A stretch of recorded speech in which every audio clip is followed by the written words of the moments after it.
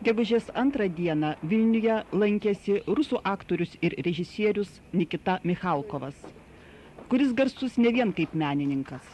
Jo politinės pažiūros taip pat traukia dėmesį.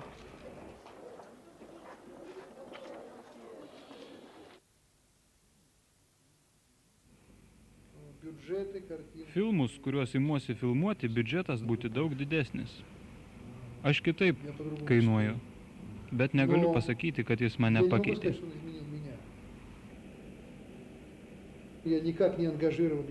Aš neužsiangažavęs.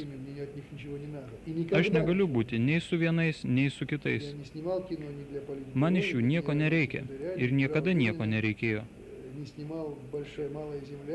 Aš nekūriau filmų nei politbiurui, nei generaliniam sekretoriui, nevaidinau Lenino, nefilmavau nei didžiosios, nei mažosios žemės. Jie negali man pateikti sąskaitos, greičiau atvirkščiai.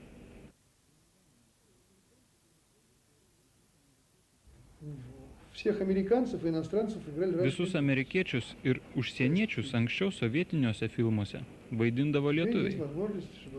Dabargi atsirado galimybė, kad amerikiečiai vaidintų amerikiečius. Русского человека играл американец, потому что это хорошо для кассы. Хотя и в этом тоже ничего нет плохого, но просто мне это менее интересно. На мой взгляд. Mano požiūriu, tai konstitucinė monarchija.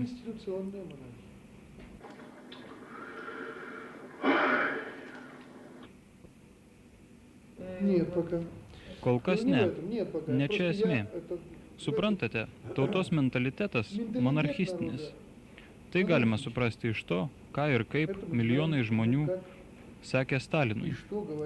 Nei vienam valdovui neteko girdėti to, kas buvo sakoma Stalinui. Visi, kurie buvo po Stalino, taip pat buvo monarchai, tik neteisėti.